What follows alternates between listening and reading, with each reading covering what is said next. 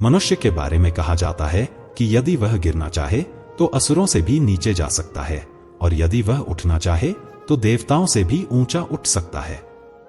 वास्तव में मनुष्य ही सृष्टि में ऐसा अद्वितीय प्राणी है जो परमात्मा तक की दूरी तय कर सकता है। यह मैं नहीं कहता, बल्कि हमारे शास्त्रों में यही कहा गया है। आपका स्वागत है एक नई श्रृंखला में जिसका नाम है गीता ज्ञान। इस श्रृंखला में मैं आपको बताने की कोशिश करूंगा कि गीता के विभिन्न अध्यायों से हम क्या सीख सकते हैं और उन अध्यायों का सार क्या है। भागवत गीता और उसके अनमोल ज्ञान पर कई लोगों ने काम किया है। आपने भी कई बार गीता सुनी होगी, परंतु आज मैं आपके सामने प्रस्तुत कर रहा हूं भगवत गीता की एक और विशेष व्याख्या। आखिर क्या विशेष है इस गीता में? अगर कुछ विशेष है तो वो है स्वयं भगवान श्री कृष्ण। हम सभी बस निमित्त मात्र हैं, साधन हैं, लेकिन मेरा यह खास प्रयास है कि आज के समय में यह ग्रंथ हमें सही मार्ग दिखाए, ताकि हम इसे सरलता से समझ सकें और अपने रोजमर्रा के जीवन में इसका उपयोग कर सकें। गीता के बारे में बहुत कुछ कहा गया है, सुना गया है। शायद ही ऐसा कोई अन्य धर्म ग्रंथ होगा जिस पर इतना कुछ लिखा और चर्चा की गई हो। पर गीता की खूबी यही है कि समय समय पर यह और भी अधिक प्रासंगिक और मार्गदर्शक होती जा रही है। अगर साधारण भाषा में कहें तो भगवत गीता हर प्रश्न का उत्तर है। जीवन से जुड़ा कोई भी प्रश्न हो, उसका समाधान श्री कृष्ण भगवत गीता में देते हैं। हमारे मन मस्तिष्क में उत्पन्न कोई भी शंका, परेशानी, चिंता, आवेग या दुविधा हो, गीता हर समस्या का समाधान प्रस्तुत करती है। इसमें 18 अध्याय हैं और हर अध्याय वेदों और उपनिषदों का सार प्रस्तुत करता है। लेकिन डरने की आवश्यकता नहीं है, यह ज्ञान हमारे समझ से दूर नहीं है। गीता का हर श्लोक हमें अर्जुन जैसा महसूस कराता है, क्योंकि अर्जुन की शंका, उसके डर, उसकी समस्या हमारी ही समस्याओं के समान है। और हर समस्या का हल श्री कृष्ण देते हैं। श्री कृष्ण को केवल अर्जुन का सारथी नहीं, बल्कि अपने जीवन का सारथी मानिए। अगर हम उनके बताए मार्ग पर चलेंगे तो मैं विश्वास के साथ कह सकता हूं कि हमारी सभी परेशानियां आसानी से समाप्त हो जाएंगी। यहां कोई बड़े बड़े धर्म और ग्रंथ की बातें नहीं होंगी, बल्कि जीवन की प्रैक्टिकल सच्चाइयों और समस्याओं का समाधान दिया जाएगा। तो चलिए मैं आपको ले चलता हूं भगवत गीता के 18 अध्यायों के सफर पर। आज हम शुरुआत करेंगे पहले अध्याय अर्जुन विषाद योग से, जो युद्ध भूमि के दृश्य और धृतराष्ट्र के सवालों से शुरू होता है। धृतराष्ट्र जानना चाहते हैं कि युद्ध में क्या हो रहा है। अब चलते हैं भगवत गीता की पृष्ठभूमि की ओर। भगवत गीता हिंदू धर्म के पवित्रतम ग्रंथों में से एक है। महाभारत के भीष्म पर्व के अंतर्गत कुरुक्षेत्र युद्ध के समय भगवान श्री कृष्ण ने अर्जुन को यह उपदेश दिया था। पांडवों और कौरवों के बीच का महायुद्ध, जो इतिहास का सबसे भयंकर युद्ध माना जाता है, इस महाकाव्य की नींव रखता है। धृतराष्ट्र के पुत्र दुर्योधन ने पांडवों को उनके अधिकार से वंचित कर दिया था। पांडवों ने बार बार अपने अधिकार की मांग की, यहां तक कि स्वयं श्री कृष्ण भी शांति दूत बनकर गए, लेकिन अहंकार से भरे दुर्योधन ने एक न मानी। अंततः युद्ध ही एकमात्र उपाय रह गया। युद्ध के मैदान में अर्जुन ने जब अपने परिवार, गुरु और मित्रों को अपने ही शत्रुओं के रूप में देखा तो उसका मन विचलित हो गया। उसने युद्ध करने से इनकार कर दिया और अपने शस्त्र त्याग दिए। तब श्री कृष्ण ने उसे गीता का उपदेश दिया। उन्होंने अर्जुन को कर्म, आत्मा और जीवन के गूढ़ रहस्यों का ज्ञान दिया। उन्होंने अर्जुन को बताया कि जीवन में हमें बाहरी शत्रुओं से नहीं, बल्कि अपने भीतर के शत्रुओं से भी लड़ना है। भगवत गीता हमें सिखाती है कि जीवन में ज्ञान, कर्म, ध्यान और भक्ति के 4 मार्ग हैं, जो हमें इस संसार की उलझनों से मुक्त कर सकते हैं। इन मार्गों पर चलकर हम जीवन की कठिनाइयों का सामना कर सकते हैं और अंततः मोक्ष प्राप्त कर सकते हैं। गीता केवल एक ग्रंथ नहीं, बल्कि एक मार्गदर्शक है जो हमें सही दिशा दिखाती है। तो आइए आज हम इस पवित्र ग्रंथ का पहला अध्याय अर्जुन विषाद योग शुरू करते हैं, जहां श्री कृष्ण ने अर्जुन के विषाद को दूर कर उसे कर्तव्य का मार्ग दिखाया।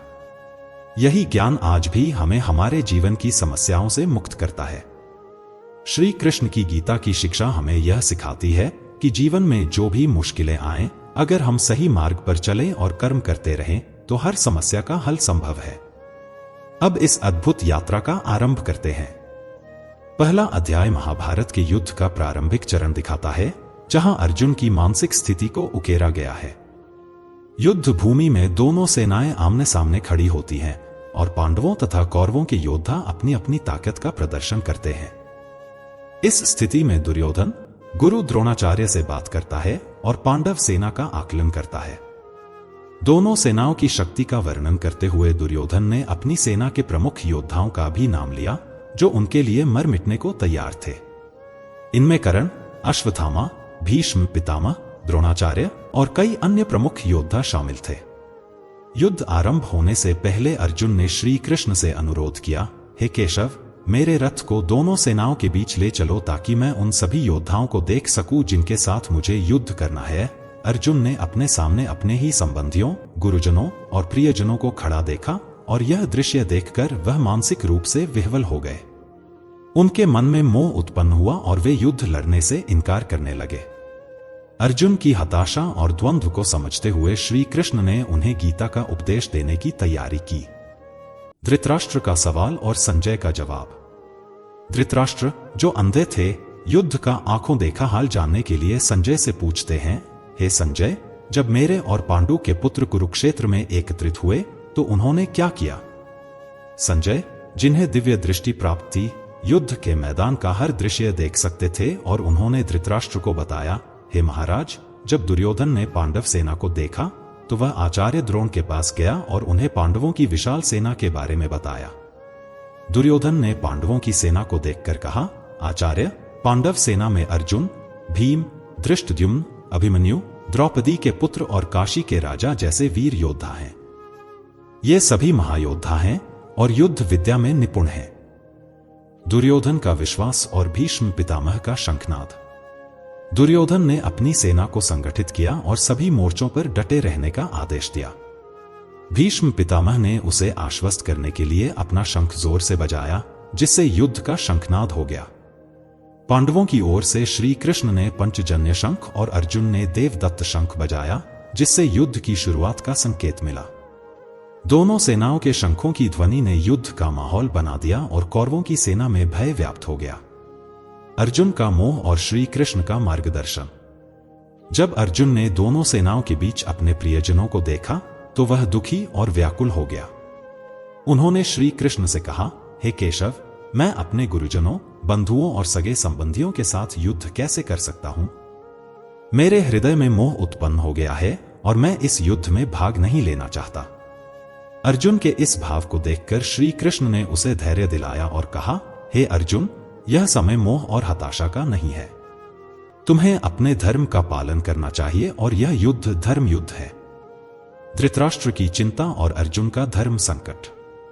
धृतराष्ट्र की चिंता थी कि क्या उनका पुत्र दुर्योधन और उसकी सेना युद्ध में विजयी हो पाएगी। हालांकि वे जानते थे कि धर्म उनके साथ नहीं था, क्योंकि श्री कृष्ण पांडवों के साथ थे।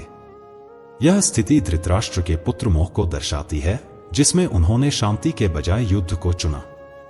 हम भी अक्सर अपने जीवन में ऐसी स्थितियों का सामना करते हैं जहां हम जानते हैं कि जो हम कर रहे हैं वह सही नहीं है, फिर भी हम मोह में फंसकर गलत कदम उठा लेते हैं। अर्जुन विषाद और गीता का प्रारंभ। अर्जुन का विषाद यानी उनके दुख और धर्म संकट को देखते हुए श्री कृष्ण ने उन्हें भगवत गीता का उपदेश देना शुरू किया। श्री कृष्ण ने अर्जुन को समझाया कि यह युद्ध केवल एक व्यक्तिगत संघर्ष नहीं है, बल्कि यह धर्म और अधर्म के बीच की लड़ाई है।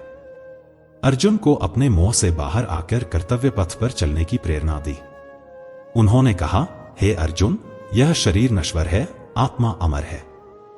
इसलिए धर्म के मार्ग पर चलते हुए अपने कर्तव्यों का पालन करो। इस युद्ध में दुष्ट बुद्धि वाले दुर्योधन का साथ देने आए योद्धाओं को देखकर अर्जुन के मन में भारी द्वंद्व उत्पन्न हो गया। श्री कृष्ण ने अर्जुन के रथ को दोनों सेनाओं के बीच में ले जाकर भीष्म, द्रोण और अन्य सभी राजाओं के सामने खड़ा कर दिया और कहा, अर्जुन, इन सभी महान योद्धाओं को देखो, इनसे ही तुम्हें युद्ध करना है। लेकिन अर्जुन ने क्या देखा? उसने देखा कि दोनों सेनाओं में उसके गुरु, दादा, मामा, भाई, पुत्र, मित्र और शुभ चिंतक खड़े हैं। जब उसने अपने प्रियजनों को युद्ध के लिए तैयार देखा तो उसका मन व्याकुल हो उठा। वह श्री कृष्ण से बोला, हे केशव, इन संबंधियों और मित्रों को देखकर मेरे अंग ढीले पड़ रहे हैं, मेरा मुंह सूख रहा है और मेरे हाथों से मेरा धनुष गिर रहा है। मैं इस युद्ध में अपनों को मारने की कोई भलाई नहीं देख पा रहा हूं। अर्जुन की यह मनोदशा तब और गहरी हो गई जब उसने सोचा, जो लोग मेरे लिए राज्य, सुख और भोग के कारण महत्वपूर्ण थे, वे सभी युद्ध में मरने के लिए तैयार खड़े हैं। मैं इन लोगों को मारने के बजाय स्वयं मर जाना उचित समझता हूं। वहीं दूसरी ओर दुर्योधन भी अपने मन में युद्ध की रणनीति बना रहा था। उसने द्रोणाचार्य से कहा, पांडवों की सेना में भीम, अर्जुन जैसे शूरवीर हैं।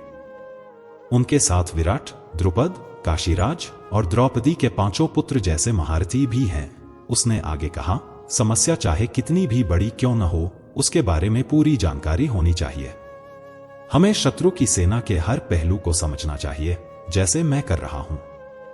दुर्योधन ने अपनी सेना के महारथियों का भी वर्णन किया।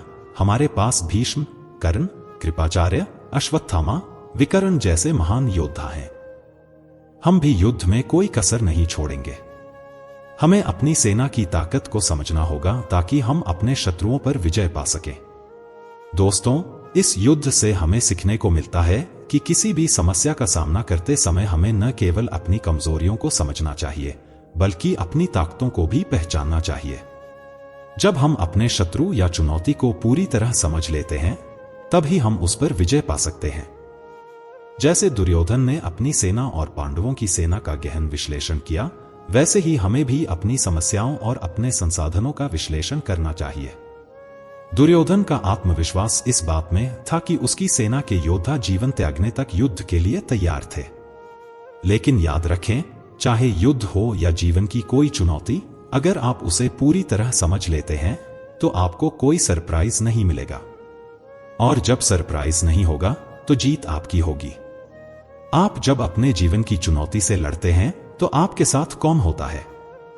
जब आप अपने जीवन की कठिनाइयों और चुनौतियों से जूझते हैं तो आपके साथ कौन खड़ा होता है? आपके साथ होते हैं आपके हुनर, आपकी हिम्मत, आपकी मेहनत और आपकी आत्मा की शक्ति। आपके आसपास के रिश्ते भी, जैसे कि दुर्योधन के लिए उसके रिश्तेदार उसकी सेना में शामिल थे, वैसे ही आपके प्रियजन भी आपके संघर्ष में साथ देने के लिए तैयार होते हैं। दुर्योधन ने भीष्म पितामह की सेना को अजेय मानते हुए कहा, अपर्याप्त तदस्माकं बलम भीष्माभिरक्षितम पर्याप्तम तद्मे तेषां बलम भीमाभिरक्षितम। इसका मतलब है कि दुर्योधन अपनी सेना को सबसे शक्तिशाली मानता था क्योंकि भीष्म पितामह उनकी सुरक्षा कर रहे थे। लेकिन दुर्योधन का यह घमंड उसे सत्य से दूर ले जा रहा था। घमंड और आत्मविश्वास के बीच बहुत बड़ा अंतर होता है। आत्मविश्वास आपको आगे बढ़ाता है, जबकि घमंड आपकी हार की नींव बनता है। जैसे कि दुर्योधन ने सोचा कि भीम की सेना को वो आसानी से हरा देगा, उसी तरह कभी कभी हम अपनी समस्याओं को कम आंकते हैं। लेकिन हमें याद रखना चाहिए कि किसी भी चुनौती को हल्के में लेना घमंड का प्रतीक है। आत्मविश्वास तो जरूरी है, लेकिन घमंड विनाशकारी होता है। दुर्योधन अपने योद्धाओं को निर्देश देता है कि वे अपनी अपनी जगह पर डटे रहें और भीष्म पितामह की रक्षा करें, क्योंकि उसके लिए भीष्म पितामह का जीवित रहना युद्ध जीतने के लिए महत्वपूर्ण था। यहां से हमें एक महत्वपूर्ण सीख मिलती है, हमें भी अपने जीवन की सबसे मूल्यवान चीजों की रक्षा करनी चाहिए, जब तक हम पूरी तरह से विजयी न हो जाएं। तस्य संजन्यन हर्षम। भीष्म पितामह ने जब अपने शंख को सिंह की दहाड़ के साथ बजाया तो दुर्योधन के मन में हर्ष उत्पन्न हुआ। भीष्म पितामह का शंखनाद दुर्योधन के पक्ष में माहौल बना रहा था। हर युद्ध में, चाहे वह बाहरी हो या आंतरिक, अपने पक्ष में माहौल बनाना और खुद को प्रेरित करना बेहद जरूरी है। भीष्म पितामह ने अपनी सेना को भरोसा दिया और हमें भी यही करना चाहिए, खुद को और अपने साथियों को प्रेरित करना। युद्ध भयानक होते हैं। जब भीष्म पितामह ने शंखनाद किया, उसके बाद नगाड़े, ढोल और अन्य बाजों की ध्वनि से वातावरण गूंज उठा। यह ध्वनि न तो संगीतमय थी और न ही मनोरंजक, बल्कि यह डरावनी थी। हमें यह समझना चाहिए कि किसी भी संघर्ष में मनोरंजन नहीं, बल्कि गंभीरता होती है। युद्ध का हर पहलू चुनौतीपूर्ण और कष्टप्रद होता है। अब बारी आई पांडवों की। श्री कृष्ण और अर्जुन ने अपने अपने शंख बजाए। जैसे पांडवों ने अपने विजय के प्रतीक शंख बजाए, वैसे ही हमें भी अपने जीवन के युद्धों के लिए खुद को तैयार करना चाहिए। पंचजन्यम ऋषिकेश। श्री कृष्ण का शंख पंचजन्य कहलाता था, जबकि अर्जुन का शंख देवदत्त था। भीम का शंख पौंड्र नामक था। इसी प्रकार हमें भी अपने जीवन में किसी प्रेरणा स्रोत को चुनना चाहिए जो हमें आगे बढ़ने की शक्ति दे। कुछ लोगों के लिए यह संगीत हो सकता है, कुछ के लिए भगवान का ध्यान और कुछ के लिए अपने माता पिता का आशीर्वाद। आपको अपने जीवन की चुनौतियों का सामना करने के लिए अपनी प्रेरणा का शंख चुनना होगा। अंत में युधिष्ठिर ने अनंत विजय नामक शंख बजाया, नकुल ने सुघोष और सहदेव ने मणिपुष्पक नामक शंख। यह स्पष्ट करता है कि हर योद्धा को अपनी अपनी जगह पर प्रेरणा और आत्मविश्वास के साथ डटे रहना चाहिए। चाहे आपकी चुनौती कितनी भी बड़ी हो, आपको खुद को विश्वास दिलाना है कि आप जीतने में सक्षम हैं। सभी योद्धा अपने अपने तरीके से युद्ध जीतने के लिए प्रयासरत थे। काशीराज, महारथी शिखंडी, धृष्टद्युम्न, विराट, सत्यकृष्ण, द्रुपद, द्रौपदी के पांचों पुत्र और विशाल भुजाओं वाले सुभद्र के पुत्र अभिमन्यु, सभी ने अपने अपने शंखों की ध्वनि से युद्ध क्षेत्र को गुंजायमान कर दिया। हर एक शंख की अलग आवाज थी जो एक अलग अस्तित्व का संकेत देती थी। यह महाभारत का युद्ध था जिसमें हर बड़ा योद्धा भाग ले रहा था। ऐसे अद्वितीय क्षण को कोई कैसे छोड़ सकता है? यह ध्यान देने योग्य है कि सच्चा योद्धा वही है जो युद्ध के लिए हमेशा तैयार रहता है। युद्ध को जीवन की चुनौती मानिए, लेकिन इसके लिए हमेशा तत्पर रहना चाहिए। हर योद्धा अपने शंख बजाकर अपने अस्तित्व का आभास करवा रहा था। जैसे कि युद्ध से पहले आप अपने शत्रु को अपनी शक्ति दिखाकर डराने का प्रयास करते हैं, यहां भी वही हो रहा था। संजय कहते हैं कि इस भयानक ध्वनि ने आकाश और पृथ्वी को भी गूंजा दिया, धृतराष्ट्र के पक्ष के हृदयों में आतंक भर दिया। जब आप हुंकार भरते हैं तो सबसे बड़े शत्रु को भी डर लगता है। यह हुंकार ऐसी होनी चाहिए कि शत्रु सोचने लगे कि वह किससे युद्ध करने जा रहा है। चाहे आप किसी इंटरव्यू के लिए जाएं या किसी से मिलने, आपका कौशल और प्रतिभा ऐसी होनी चाहिए कि सामने वाला आपसे प्रभावित हो जाए। अर्जुन ने देखा कि धृतराष्ट्र के पक्ष वाले योद्धा युद्ध की तैयारी में हैं। फिर अर्जुन ने अपने रथ के सारथी श्री कृष्ण से कहा, हे अच्युत, मेरे रथ को दोनों सेनाओं के बीच खड़ा कीजिए। अच्युत का अर्थ है जो अपने स्थान से हिलता नहीं।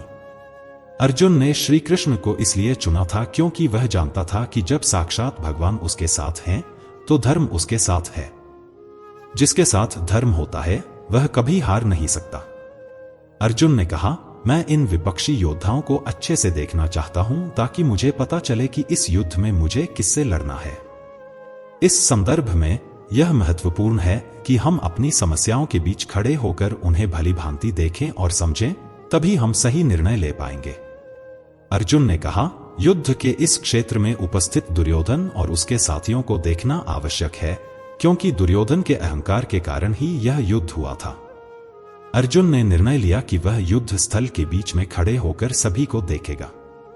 यह जरूरी नहीं है कि आपका शत्रु सही हो, वह आपके खिलाफ गलत तरीके से युद्ध करने की कोशिश कर सकता है। इसीलिए युद्ध तभी करना चाहिए जब आप अपने शत्रु को पूरी तरह समझ चुके हों। संजय ने अपनी आंखों देखी हाल बताते हुए कहा कि अर्जुन ने श्री कृष्ण के कहने पर रथ को दोनों सेनाओं के बीच में खड़ा किया। अर्जुन ने कहा, हे कृष्ण, इन कौरवों को देखो। अर्जुन का नाम ही शंका से जुड़ा है। हम सब कभी न कभी शंका में गिर जाते हैं, लेकिन कृष्ण और उनकी गीता हमें कभी नहीं छोड़ती। अर्जुन ने अपने परिवार के सदस्यों, ताऊ, दादा, गुरु और मित्रों को देखकर सोचा कि यह धर्म युद्ध है जिसमें उसके सगे संबंधी एक दूसरे के खिलाफ खड़े हैं।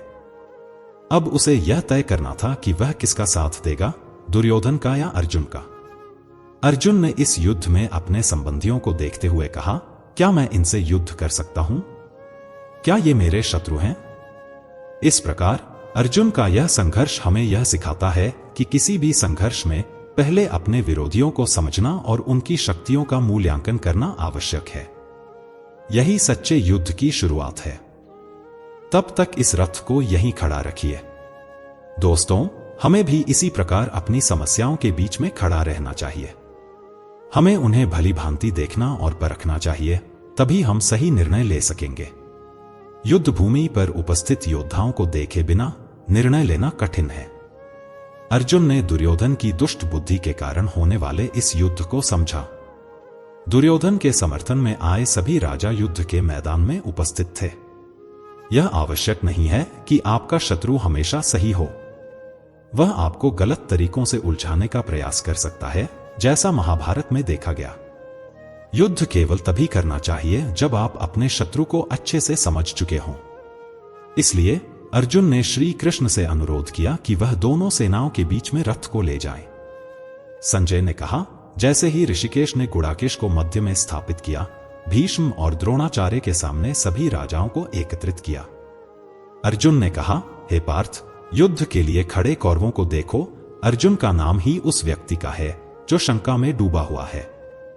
हम सभी कभी न कभी शंका में घिर सकते हैं, लेकिन कृष्ण की सहायता हमेशा हमारे साथ होती है और गीता का ज्ञान हमारे लिए उपलब्ध रहता है। उसके बाद अर्जुन ने अपने पिता, गुरु, मामा, भाई और अन्य संबंधियों को देखा। कुंती, जिसे प्रीता भी कहा जाता है, के पुत्रों के बीच यह देखकर अर्जुन ने सोचा कि यह युद्ध धर्म के लिए है। एक बड़ा परिवार अब दो भागों में बंट चुका है। हर किसी को यह तय करना था कि वह किसका समर्थन करेगा, दुर्योधन का या अर्जुन का। अर्जुन अपने सभी बंधुओं, मित्रों और ससुरों को देख रहा था, यह सोचते हुए कि उसने अपना पूरा जीवन पांडुपुत्रों और धृतराष्ट्र के पुत्रों के साथ बिताया है। अब वह अपने ही लोगों के खिलाफ खड़ा था।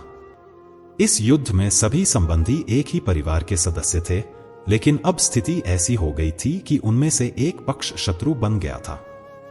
हर किसी के साथ अर्जुन की लड़ाई नहीं थी, लेकिन इस युद्ध में अब वह उसके खिलाफ खड़े थे।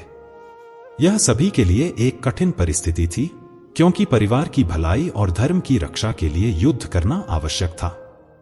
इस विषाद, शंका, डर या घबराहट में अर्जुन सब कुछ छोड़ने और त्यागने को तैयार है। उन्हें दुनिया से कुछ नहीं चाहिए। वह इतने भयभीत और चिंतित हैं कि इस समय केवल युद्ध से बचना चाहते हैं। इन्हीं लक्षणों को हमें भी पहचानना होगा, ताकि ऐसी अवस्था में हम भी वही करें जो कृष्ण हमें सिखाएंगे। अर्जुन कहते हैं, हमें जिनके लिए राज्य, भोग और सुख की इच्छा है, वे ही धन और जीवन की आशा को त्याग कर युद्ध में खड़े हैं। सोचिए, जीवन का हर युद्ध, हर कार्य हम अपने प्रियजनों के लिए करते हैं। हमारा सारा प्रयास, सभी लाभ, सारी सुख और शांति, भाग दौड़ सिर्फ और सिर्फ अपनों के लिए होती है। और यहां पर हमें अपने ही अपनों को मारना पड़ रहा है। इससे बड़ी दुविधा और क्या हो सकती है? अब वही अपने आप को मारने के लिए खड़े हैं और आपको भी उन्हें मारना पड़ेगा। ऐसी दुनिया किस काम की? यही उलझन अर्जुन के मन में चल रही है। आचार्य, पिता, पुत्र तथा पिता के समान मातुल, ससुर, पौत्र, शाला, संबंधी सब अर्जुन के सामने खड़े हैं। वह अपने हर संबंधी को करीब से पहचान रहे हैं। अर्जुन कहते हैं, हे मधुसूदन, मैं इन सबको मारना नहीं चाहता, भले ही इसके लिए तीनों लोकों का राज्य भी प्राप्त हो। पृथ्वी के लिए तो इसका कोई मतलब ही नहीं है। युद्ध में तो हर कोई एक सैनिक होता है, और अगर वह शत्रु पक्ष से है तो आपने उसे मारना ही है। यही दुविधा अर्जुन के मन में चल रही है। यदि आप युद्ध करने का निर्णय लेते हैं, तो क्या आप कह सकते हैं कि मैं इस शत्रु को मारूंगा और उस शत्रु को नहीं? अर्जुन की ये भावनाएं हमें यह सिखाती हैं कि कभी कभी जीवन के कठिन निर्णयों में हमें अपनी भावनाओं और मूल्यों के बीच संतुलन बनाना पड़ता है। दोस्तों, अर्जुन को तीन लोकों का राज्य भी नहीं चाहिए। यदि इसके लिए उसे अपने प्रियजनों का वध करना पड़े, तो वह इसे नहीं चाहता। जीवन में कई बार ऐसी स्थिति आती है जब हमें अपनी सबसे प्रिय वस्तु का त्याग करना पड़ता है, क्योंकि हमें अपने ध्येय की ओर बढ़ना होता है। और जब हम ऐसा करते हैं, तभी हमें अपने लक्ष्य की प्राप्ति होती है। तो क्या हम अपनी सबसे प्यारी चीज को छोड़ने के लिए तैयार हैं?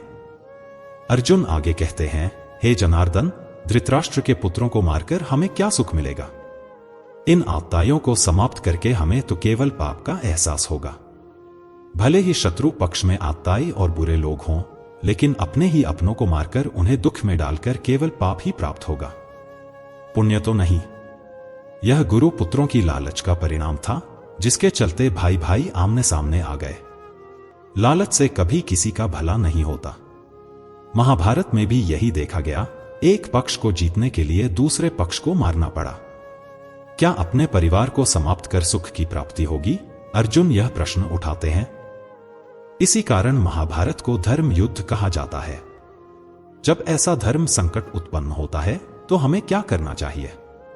अर्जुन पूछते हैं, हे माधव, अपने ही बंधुओं धृतराष्ट्र के पुत्रों को मारने के लिए हम योग्य नहीं हैं। अपने ही कुटुंब को समाप्त करके हम कैसे सुखी हो सकते हैं? यह प्रश्न न केवल अर्जुन के लिए बल्कि हम सभी के लिए एक गहरा संदेश है कि परिवार और संबंधों का महत्व किसी भी लक्ष्य से कहीं अधिक होता है। दोस्तों, जब भी आपके सामने ऐसी परिस्थिति आए जहां लालच के कारण बंटवारा या झगड़ा हो रहा हो, तो ठंडे दिमाग से अर्जुन की इस स्थिति के बारे में विचार कीजिए। सोचिए, इतने बड़े युद्ध को लड़ने का परिणाम क्या रहा? अर्जुन ने कहा है, यद्यपि लोग इस स्थिति को समझ नहीं पा रहे हैं, लेकिन वे कुल के नाश से उत्पन्न दोष और मित्रों के प्रति द्वेष को नहीं देख पा रहे हैं। वह समझते हैं कि जो गलत है वह नहीं करना चाहिए। इस स्थिति में अर्जुन ने अपनी दुविधा को स्पष्ट किया है। यहां दुश्मन चाहे जितना भी गलत कर रहा हो, लेकिन आप तो समझदार हैं। क्या आपको नहीं सोचना चाहिए कि इस पाप से कैसे बचा जाए? यदि आप युद्ध से हट जाते हैं तो क्या यह आपकी हार नहीं मानी जाएगी? कुलक्षय के परिणाम स्वरूप कुल धर्म नष्ट होता है। जहां परिवार खत्म हो जाता है वहां कुछ भी नहीं बचता। अर्जुन यह समझते हैं कि कुल के नाश से धर्म का नाश होता है और धर्म के समाप्त होने पर समाज में पाप फैलता है। परिवार ही वह आधार है जो हमें हमारी जड़ों, गुणों और आदर्शों से जोड़कर रखता है। अगर परिवार का नाश होता है तो समाज में चारों ओर पाप का बढ़ना स्वाभाविक है। आप अपने चारों ओर देख सकते हैं कि जहां परिवार का सम्मान नहीं होता, वहां किसी भी मूल्य का सम्मान नहीं किया जाता और समाज पतन की ओर बढ़ता है। अर्जुन यह भी कहते हैं कि परिवार की भलाई उसकी स्त्रियों पर निर्भर करती है। यदि परिवार की महिलाएं नहीं हैं, तो उस घर का भविष्य खतरे में पड़ जाता है। अगर महिलाएं दूषित हो जाती हैं, तो इसका समाज पर क्या असर होता है? अर्जुन का यह कहना है कि हे कृष्ण, पाप के बढ़ने से कुल की स्त्रियां दूषित हो जाती हैं और इस दूषिता से समाज में वर्ण संकर उत्पन्न होता है।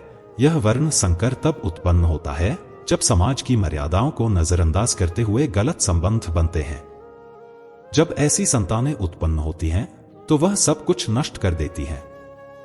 इसलिए समाज के नियमों को समझदारी से बनाना चाहिए। दोस्तों, हजारों वर्षों की परंपराओं और नियमों को समझे बिना तोड़ना उचित नहीं है। अर्जुन इसी बात को स्पष्ट कर रहे हैं। वह कहते हैं, हे कृष्ण, वर्ण संकर और कुलघातियों के कारण ही मनुष्य नरक में जाता है। इसके साथ ही जो लोग श्राद्ध और तर्पण से वंचित हैं, उनके पितर भी अधोगति को प्राप्त होते हैं। अर्जुन ने कहा है, इन वर्ण संकर कारक दोषों के कारण हमारे कुल धर्म और जाति धर्म नष्ट हो जाते हैं। जहां वर्ण संकर होता है वहां धर्म का नाश निश्चित होता है। अर्जुन यह समझते हैं कि जब कोई अपने धर्म का पालन नहीं करेगा और समाज में मनमानी करेगा, तो समाज कैसे सुरक्षित रह पाएगा? समाज का अर्थ है कायदे और कानून, जहां सभी सम्मान पूर्वक और बिना डर के एक साथ रह सके। अर्जुन कहते हैं, जो लोग कुल धर्म का पालन नहीं करते, वे अनिश्चितकाल तक नरक में वास करते हैं। महाभारत के समय कुल की प्रतिष्ठा इतनी महत्वपूर्ण थी कि उसके नाश का अर्थ था हमेशा के लिए नरक में जाना। इसलिए कुल की रक्षा करना और उसका सम्मान बनाए रखना अत्यंत महत्वपूर्ण माना जाता था। अर्जुन को यह एहसास है कि जो धर्म का सम्मान नहीं करता, वह सीधे नरक की ओर बढ़ता है। इसे हम इस तरह से भी समझ सकते हैं कि जहां धर्म नहीं होता, वह स्थान अपने आप ही नरक बन जाता है। अगर आप चारों ओर देखेंगे तो आपको आज के युग में भी ऐसी कई जगहें दिखेंगी। अर्जुन आगे कहते हैं, हमें अपने स्वजनों को मारने का पाप करने के लिए बाध्य नहीं होना चाहिए। वह अपने मन में इस बात का एहसास कराते हैं कि हम बुद्धिमान होकर भी महान पाप करने को तैयार हो रहे हैं। दुर्योधन ने जो निर्णय लिया वह उसकी समझदारी को दर्शाता है, लेकिन अर्जुन और उनकी सेना को क्या ऐसा करना उचित है? बेवकूफ का पाप शायद माफ किया जा सकता है, लेकिन बुद्धिमान व्यक्ति से बहुत कुछ की अपेक्षा की जाती है। अगर एक समझदार व्यक्ति युद्ध के लिए तैयार हो जाता है तो क्या उसकी गलती माफ होगी? अर्जुन को लगता है कि नहीं, ऐसा नहीं होगा। अर्जुन कहते हैं, यदि मैं शस्त्र रहित व्यक्ति को भी युद्ध में मारूं, तो यह मेरे लिए अधिक कल्याणकारी होगा। इसके बाद संजय ने धृतराष्ट्र को इस युद्ध का वर्णन करते हुए कहा, हे धृतराष्ट्र, अर्जुन शोक से भरे हुए हैं और उन्होंने बाण सहित धनुष को त्याग कर रथ के पिछले भाग में बैठ गए हैं।